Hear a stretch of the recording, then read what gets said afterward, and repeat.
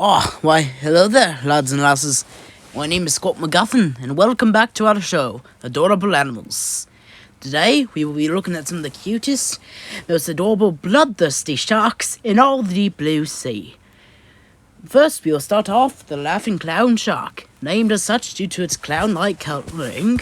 Look, here comes one now, stalking a small yellow fish.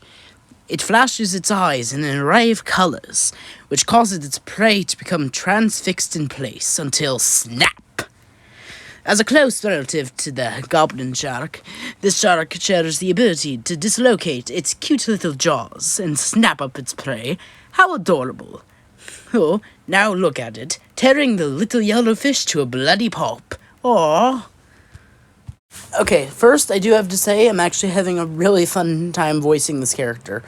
But second, the designs for this one are admittedly much more simple than my typical drawings, as sharks don't really have that much of intrinsic texture that I can really draw from. And like dragons typically are more scaly, and the mech armor episodes, I have that metallic stuff. This doesn't really have any texture I can really draw from. So that did make designs a bit less complicated, but overall I think they still did a good job.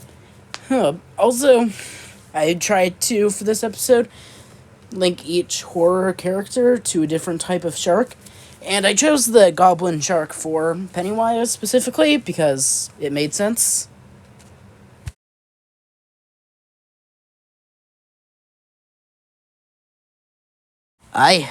Next up we have a shark known as the striped nightmare shark.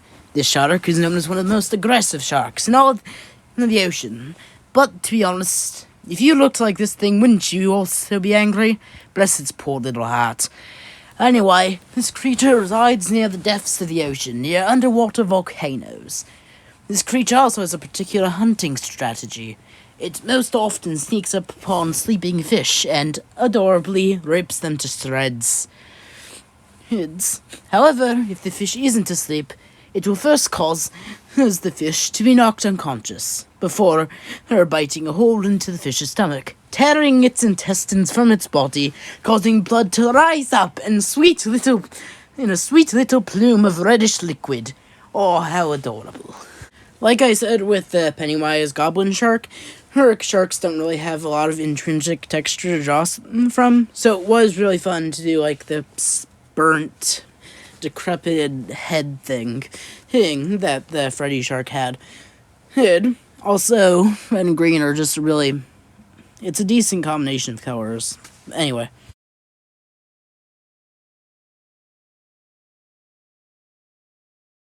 This next shark we have is not actually a shark, to be honest, but it has shark in its name, so I don't care, laddie.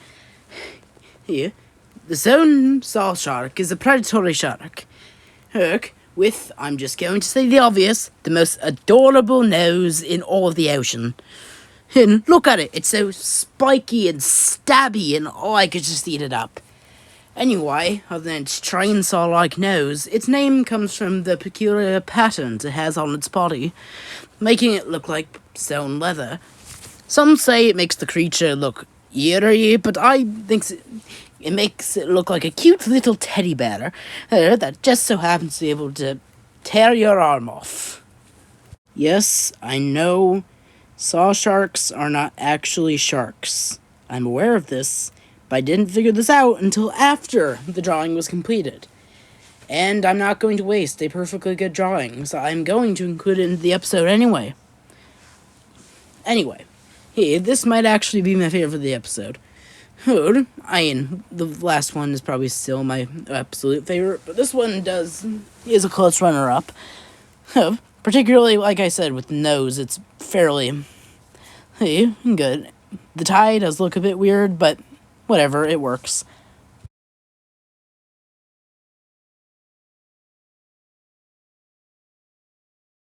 Next two sharks we will cover today just so happen to be natural enemies of each other. The first is the great predator shark. This shark is one of the largest sharks in the ocean, and probably the most aggressive. This is mostly because, rather than hunting for food, Who this shark hunts for sport. They also have a symbolic relationship with strange silver eels, which project green electrical blasts at their prey, causing massive amounts of damage. Its most unique features are its precious little mandibles and its precious, adorable little dreadlocks, which have no actual purpose, but they make it look really cute. Now, this one is probably my least favorite of the episode, mostly because of those dreadlock things. The Predator's design didn't actually translate as well to shark form as I expected, particularly with the mandibles and, like I said, the dreadlocks. They just seem very unevenly spaced, but I still like it.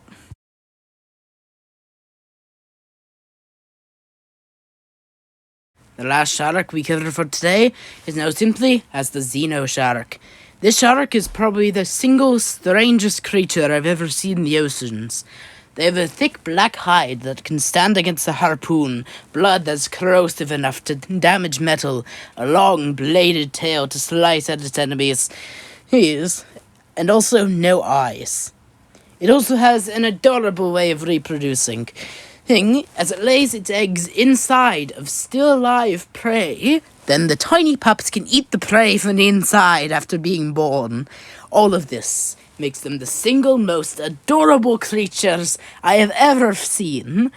Look at its cute little tongue head. Oh, that's all for today. Thank you for watching. If you lads and lassies want me to cover any more animals, just let me know in the comments. Hints. So I think I might have accidentally slipped into a German accent for a little bit there, but that doesn't matter. More particularly about this drawing. This was actually the first one that I did for the episode, and honestly, I think it holds up rather well. Xenomorphs have a lot of inherent texture to them. Not inherent. Why do I keep saying inherent? Intrinsic texture to them. That I can easily draw from and add a bunch of extra detail and shading and all of that stuff. So very fun to draw.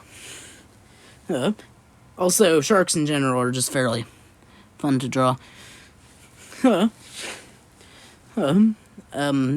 exactly know if I have anything else to say. I just really like the drawing.